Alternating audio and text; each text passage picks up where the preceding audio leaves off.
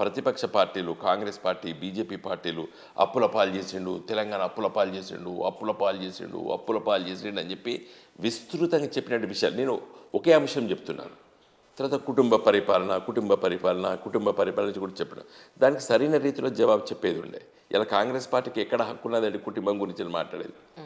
నెహ్రూ, ఇందిరాగాంధీ, సోనియా గాంధీ, రాజీవ్ గాంధీ, రాహుల్ గాంధీ, సంజయ్ గాంధీ, ఇంతమంది గాంధీల కాంగ్రెస్ పార్టీ మా పైన కుటుంబ పరిపాలన మాట్లాడే హక్కు ఉన్నది వాళ్ళకి.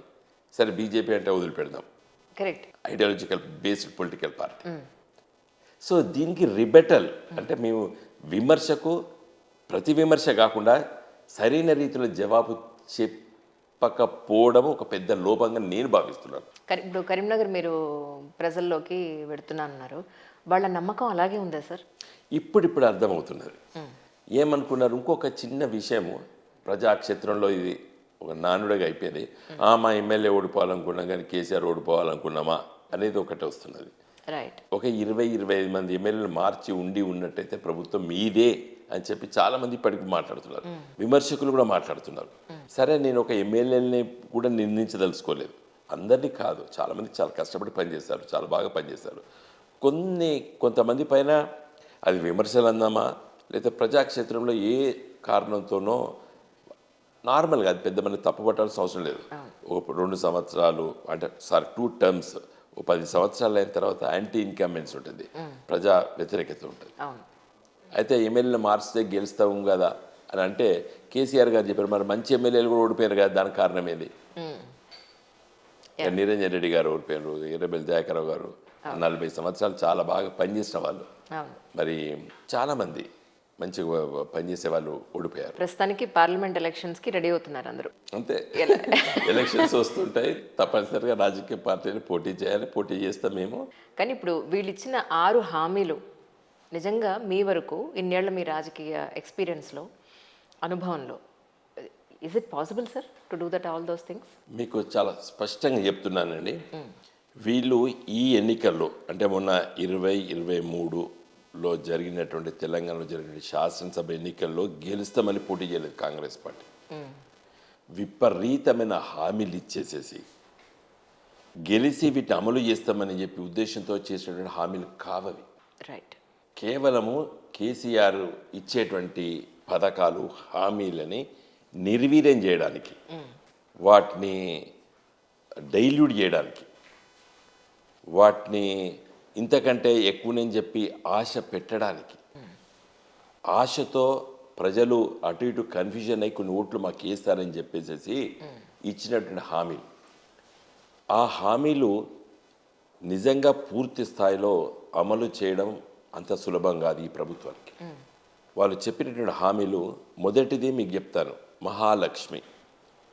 దాంట్లో ఇప్పుడు ఏం చెప్తున్నారు, మేము 2 హామీలు అమలు పరిచినామని చెప్తున్నారు. చాలా తప్పు. మహాలక్ష్మిలో ఒక పార్ట్ మాత్రమే అమలు చేశారు, ఫ్రీ బస్. మహాలక్ష్మిలో 3 ఉన్నాయి. ఫ్రీ బస్, 500 రూపాయలకు సిలిండరు, మూడోది ప్రతి స్త్రీకి 2500 రూపాయలు పెన్షన్. ఓకే, సో ఈ 3 కలిసి మహాలక్ష్మి. 3 వాళ్ళు ఫ్రీ బస్ ఒకటి ఇచ్చేసి ఒక గ్యారంటీ అమలు చేసామని చెప్తున్నారు. మేజర్ పోర్షన్ అంటే 33% ఆఫ్ 1 హామీ, 33% అమలు చేశారు మొదటి హామీలో. ఇంకా రెండు ఉన్నాయి, పార్ట్ బి, పార్ట్ సి ఉంది. పార్ట్ బి 500 రూపాయలు సిలిండర్ అమలు చేస్తామని అంటున్నారు ఈ మాసంలో, చూద్దాం. పార్ట్ సి అతి ముఖ్యమైనది, 2500 రూపాయలు ప్రతి స్త్రీకి. తెలంగాణ రాష్ట్రంలో 4 కోట్ల జనాభా ఉన్నారంటే 1,95,00,000 మంది మహిళల్లో. సరే దాంట్లో ఇలీట్ సెక్షన్స్, డబ్బున్న వాళ్ళు, లేకపోతే తెల్ల కార్డులు లేని వాళ్ళు ఆ కారణం పెట్టిన తీసేసిన కూడా వాళ్ళు ఇచ్చిన హామీ మాత్రం అందరికి ఇస్తామని చెప్పారు. మీకుతో పాటు మా ఆవిడతో పాటు అందరికి ఇస్తామని చెప్పారు. ఎప్పటి నుంచి వచ్చే అవకాశం ఉంది సార్? దాంట్లో వాళ్ళు ఏం కండిషన్ పెట్టలేదు ఎలక్షన్లప్పుడు. ఒక పాల బిల్ అన్నా పెడుతుంది అట్లీస్ట్ మాకు. అదే అంటున్నాను, వాళ్ళు ఏం చెప్పలేదు. అడగదలుచుకుంటే అడగచ్చు, కానీ పోనీ నేను అంటున్నాను సరే బీపీఎల్ ఫ్యామిలీస్ అని కన్ఫైన్ అయినా కూడా చాలా population, not less than 1 crore.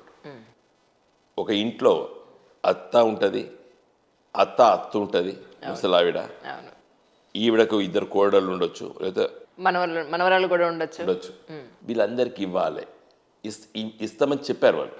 మరి ఇప్పుడు ఏం చేయబోతున్నారు? ఫర్ ఎగ్జాంపుల్ 2 తోటి కోడలు ఉంటారు, లేదా మా తెలంగాణలో యారాన్లు అంటారు, అవును, 2 ఉంటారు.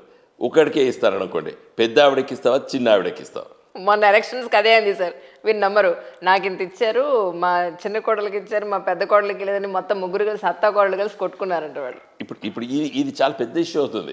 2 అన్నదమ్ములు ఉంటారు, 2 అన్నదమ్ములకు భార్య, ఎవరి భార్య వారికి ఉంటారు. మా బావగారు డబ్బులు సంపాదిస్తాడు, ఆయనకి ఎందుకు, నాకు కావాలి, చిన్న ఆవిడ ఉంటుంది. మా ఆయనకు వచ్చింది నాకు వచ్చిందని ఆవిడ అంటుంది. సో ఇవన్నీ ఇష్యూస్ ఆలోచన చేయకుండా వాళ్ళు ఈ ప్రకటనలు చేశారు. 2-3 మోస్ట్ ఇంపార్టెంట్ ఉన్నాయండి. ఇప్పుడు 200 యూనిట్లు ఇంటికి ఫ్రీ అన్నారు. ఇప్పుడు కర్ణాటకలో అమలు చేశారు కాబట్టి ఇక్కడ అమలు చేశారు కాంగ్రెస్ పార్టీ. కర్ణాటకలో ఏం చెప్తున్నారు? 201 యూనిట్ మీరు కాల్చినారు అనుకోండి, యూఆర్ నాట్ ఎలిజిబుల్ అంటున్నారు. యాక్చువల్ 200 యూనిట్లకు ఫ్రీ ఇచ్చేసి 1 యూనిట్ కట్టించుకోమని చెప్పండి, తప్పులేదు. ఇప్పుడు 201 యూనిట్ వచ్చినా కూడా ఇన్ఎలిజిబుల్ అంటున్నాడు. ఎట్లుంటుంది? 200 యూనిట్లకి ఫ్రీ ఇచ్చి దానిపైన ఉన్నటువంటి వాటికి నువ్వు ఛార్జ్ తీసుకోవాలి. కరెక్ట్. ఇది పెద్ద ఇష్యూ ఉంటుంది. అవును.